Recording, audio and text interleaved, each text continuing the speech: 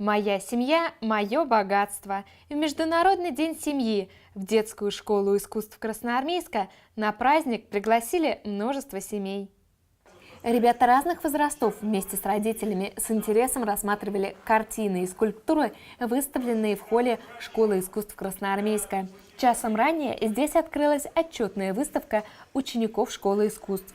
А потом здесь же прошла торжественная церемония награждения тех, кто свою доброту и заботу отдает детям.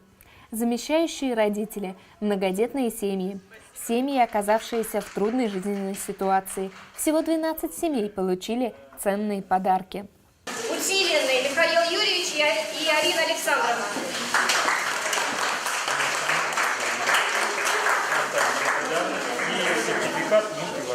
После торжественной части всех пригласили на мастер-классы. Семьи с малышами не смогли остаться, а вот ребята постарше вместе с родителями с интересом участвовали в мастер-классах, проводимых преподавателями школы искусств. Кто-то лепил из глины дудочки-свистульки, кто-то разрисовывал ткани, а кто-то создавал уникальные рисунки на керамических чашках. Мастер-классы были настолько интересны, что даже мы не смогли остаться в стороне и тоже принялись за творческую работу. Создание уникальных вещей, подсказанных собственным воображением, увлекло и ребят. Тут и там девчонки и мальчишки спрашивали у родителей: «А можно я буду ходить на этот кружок?»